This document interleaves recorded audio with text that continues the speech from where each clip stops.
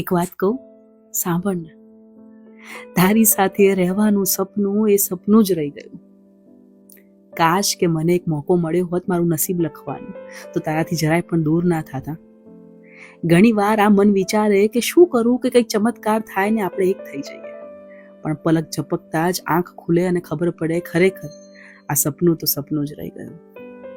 ઘણું વિચારેલું, તારી સાથે રહીશ ને તો કઈ રીતે રહીશ, તને જરાય તકલીફ નહીં આપું. આપણું પણ એક નાનું ઘર હોતું જે ખરેખર ખાલી આપણું જ હોતું. ભલે આખો દિવસ તો જોડે ના રહેતા, પણ સાંજે તારી રાહ જોવી ગમતી મને. તારું મનપસંદ જમવાનું બનાવીને એક થાળીમાં જમવાની રાહ જોવી ગમતી મને. તારો એક ખભો મારે બનવું તું જેના પર તું માથું મૂકીને થાક ઉતારી શકે. ખરેખર તારી સાથે રહેવાનું સપનું એ સપનું જ રહી ગયું. તકલીફ બહુ પડી સ્વીકારવામાં કે હવે હાથમાં કંઈ ના રહ્યું.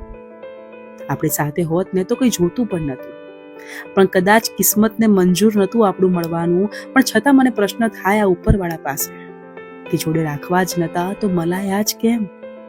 ખરેખર તારા સાથે રહેવાનું સપનું એ સપનું જ રહી ગયું.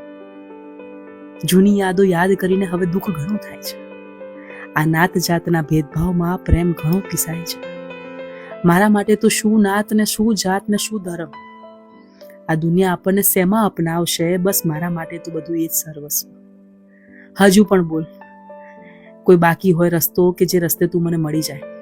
ફર્ક મને નહીં પડે કે રસ્તો કેવો છે, તને મેળવવાની લાલસામાં દરિયો પણ પાર થઈ જશે. કઈ રીતે કહું તને કે તારી સાથે રહેવાનું સપનું એ સપનું જ રહી ગયું. યાર, આ કિસ્મત કેમ આમ કરે છે? જેને મેળવવા દરેક મંદિરમાં માથા ટેક્યા, અગણિત ઉપવાસ કર્યા અને બનતા બધા પ્રયાસ કર્યા, પણ છેલ્લે વ્યક્તિ એને મળ્યું જેને સપનામાં પણ વિચાર્યું નહોતું. અને છેલ્લે મારું સપનું તો અધૂરું જ રહ્યું. મારું સપનું અધૂરું રહ્યું તારી સાથે રહેવાનું. ખરેખર તારા સાથે રહેવાનું મારું સપનું સપનું જ રહી ગયું. સાચું.